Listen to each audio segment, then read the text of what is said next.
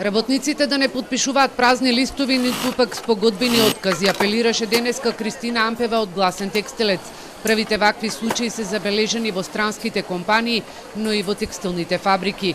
Ваквите измами за работниците ќе значи дека немаат никаква правна, а работодавците сепак ќе добијат државна помош. Ампева вели дека до трудовиот инспекторат е реагирано и за случајот како работнички кога отишле на лекар, дознале дека работодавците ги одјавиле.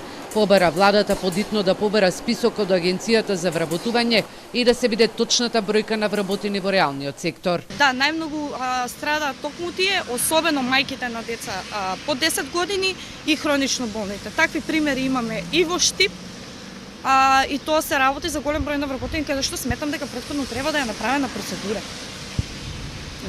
Не може така да се одјавува. Јас знам дека ти имаат проблеми сега, се плашат кукави финансии ќе добијат од државата, ама на крајот од денот и тие работници не смеат да останат сега без никакви приходи. Невладината Гласен текстилец побара сите фирми каде ќе се утврдат вакви неправилности да се избришат од листата за државна поддршка како дел од мерките за справување со коронавирусот. Дел од компаниите веќе ги испратија работниците на колективен одмор, но тоа не е и случај кај поголемиот дел од компаниите во Штип. На терен се покажува дека добра работа е што реалниот сектор почнува да ги презема сите мерки за заштита на работниците. Во поголемиот дел од автобусите нема метеж, а работниците користат заштитни маски. Сепак од Гласен текстилец сметаат дека е време сега да се даде вториот дел од годишниот одмор за минатата година, со цел COVID-19 да не влезе во фабриките. Работодавачите никогаш не го даваат вториот дел од годишниот одмор. Ако сметаат дека треба да го заштитат здравјето на вработените, мислам дека сега е редно време да ги пуштат да им го дозволат колективниот одмор кој што им следува за 2019 година.